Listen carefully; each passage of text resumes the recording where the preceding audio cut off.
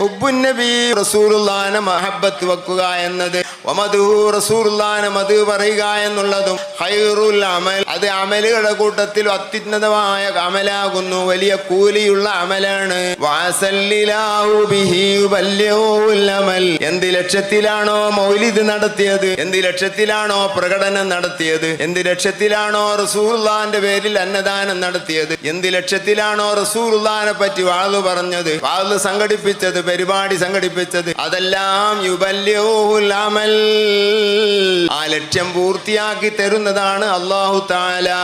മാത്രമല്ല വലഹു ബിനൈലി ശഫാഅത്തിൻ ത്വാഹ കഫൽ, മുത്ത് റസൂലുള്ളാഹി സ്വല്ലല്ലാഹു അലൈഹി വസല്ലം തങ്ങളുടെ പക്കൽ നിന്ന് നാളെ ആഖിറത്തിൽ അവനക്ക് ശഫാഅത്തുണ്ടെന്ന് നബി തങ്ങൾ ഏറ്റെടുത്തിരിക്കുന്നു. ഇന്ദല്ലിലാഹി മുനഅമൻ തനീമാ, അവൻ സ്വർഗ്ഗത്തിൽ പ്രവേശിക്കുന്നതുമാണ്.